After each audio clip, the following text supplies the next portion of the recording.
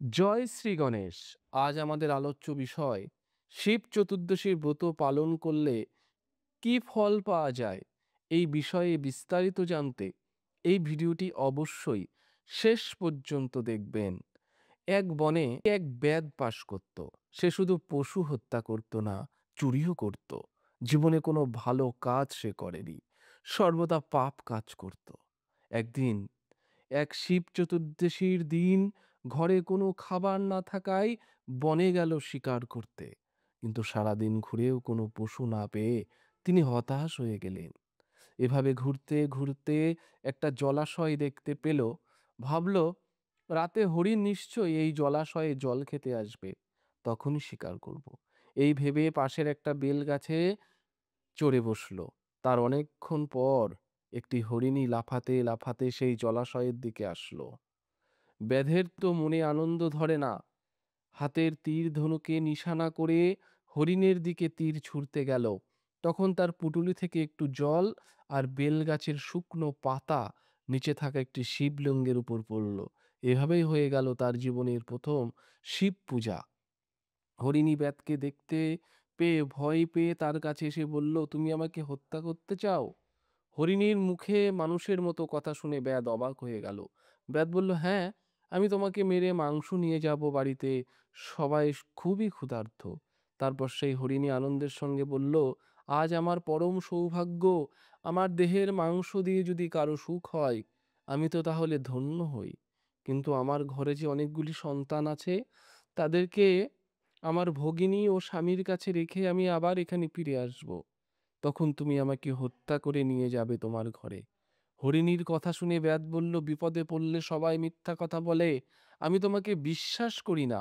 হরিণী তখন বলল, আমি মিথ্যা বলি না, সত্য বলছি। আমি যদি তোমার কাছে ফিরে না আসি, তাহলে উপকারীর উপকার শিকার ও হরির আরাধনা না করলে যে পাপ হয়, আমার সেই পাপ হবে। হরিণীর কথা শুনে ব্যাধের মনে তার প্রতি গভীর বিশ্বাস জন্মালো। সে বলল, ঠিক আছে, তুমি তাহলে ফিরে যাও। অনেকক্ষণ হয়ে যাওয়ার পরও সেই হরিণী আর ফিরে আসে না। তারপর আর একটা হরিণী সেই জলাশয়ে জল খেতে আসে। তারপর সেই হরিণীকে মারার জন্য ব্যাধ নিশানা করায়। বেলগাছের পাতা আর তার কাছ থেকে একটু জল শিবলিঙ্গের উপর পড়ায়।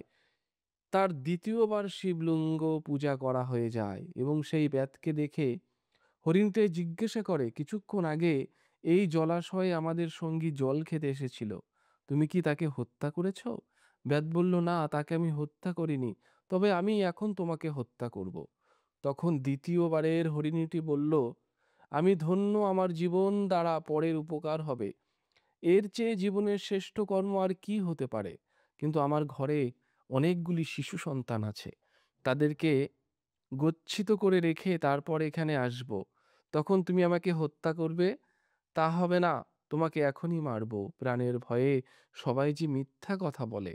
হরিণী বলল, আমি যদি ফিরে না আসি, তাহলে যে বিষ্ণু ভক্ত হয়ে শিবকে নিন্দা করে যে পাপ হয়, যে মৃত্যু পিতামাতার শ্রদ্ধা না করে তাতে যে পাপ হয়, সেই পাপ যেন আমার হয়। তখন সেই হরিণীর কথায় ব্যাধের বিশ্বাস জন্মালো এবং হরিণীকে যেতে দিল। দ্বিতীয় হরিণটাও আর ফিরে এলো না। এইভাবে অনেক সময় কেটে যাওয়ার পর ব্যাধ দেখতে পারল একটি হরিণ জলাশয়ে জল খেতে আসছে। তারপর সেই হরিণটিকে মারার জন্য ব্যাধ তীর ধনুক বের করে নিশানা করল। তারপর তার হাতের নাড়ায় আবার বেলগাছ থেকে শুকনো পাতা এবং জল পড়ায় শিবলিঙ্গের তৃতীয়বার পূজা সম্পূর্ণ হলো। হরিণটি ব্যাধকে আগের দুইজন হরিণীর মতো কথা জিজ্ঞাসা করল।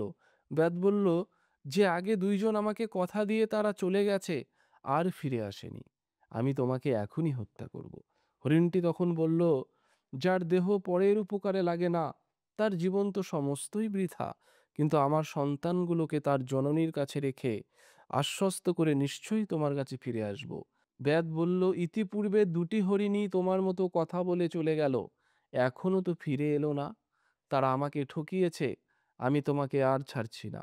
ব্যাধের কথা শুনে হরিণটি বলল, আমি কখনো মিথ্যা কথা বলি না, সবসময়ই সত্যের আশ্রয়েই চলেছি। আমি যদি ফিরে না আসি, তাহলে পরের ধন চুরি করলে শিবের নাম উচ্চারণ না করলে, শিবরাত্রিতে আহার করলে যে সকল পাপ হয়, আমার যেন সেই সব পাপ হয়। ব্যাধের কথা শুনে বলল, তুমি যেতে পারো, কিন্তু পুনরায় আসবে। তখন হরিণটি আনন্দের জল পান করে চলে গেল। তারপর সেই দুটি হরিণী এবং হরিণ নিজেদের বাসায় মিলিত হলো। তারা পরস্পর পরস্পরের কাহিনী শুনল। পরে তারা আলোচনা করলো, যেহেতু আমরা প্রতিজ্ঞাবদ্ধ হয়েছি, তাই আমাদের ব্যাদের কাছে যাওয়াই উচিত। এই চিন্তা করে হরিণ এবং হরিণীগুলো তাদের শাবকদের আশ্বস্ত করে ব্যাদের কাছে গেল। ব্যাদ তাদের দেখে মহা খুশিতে তীর ধনুকে নিশানা করে পুনরায় তাদের হত্যা করতে যাবে, এমন সময় তার কাছ থেকে আবার জল এবং বেল গাছে শুকনো পাতা পড়ে শিবলিঙ্গের চতুর্থবার পুজো হয়ে গেল। তারপর সেই দুই হরিণী ব্যাধের কাছে এসে বলল, হে ব্যাদ, তুমি আমাদেরকে হত্যা করে সেই মাংস খেয়ে আমাদের জীবন সার্থক করো। শিব পূজার ফলে ব্যাধের দিব্য জ্ঞান জাগলো। তখন সে ভাবতে লাগলো, এই হরিণ হরিণী এগুলোই ধন্য। আমি নরজন্ম পেয়ে কি করলাম? আমি কেবল পরের শরীর নষ্ট করে নিজের দেহের পুষ্টি করি, এমন চিন্তা করে তীর গুটিয়ে দিল। তারপর বলল, তোমরাই ধন্য, আমি তোমাদের বধ করব না। তোমরা তোমাদের সন্তানদের নিয়ে নিজেদের ঘরে ফিরে যাও।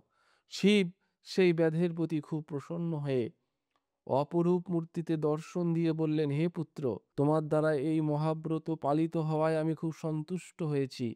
তুমি কি বর চাও? ব্যাধ হাত জোড় করে বলল, আমি আপনার দর্শন পেয়ে ধন্য হলাম। তখন শিব বললেন, তুমি গুহক নামে প্রসিদ্ধ হবে।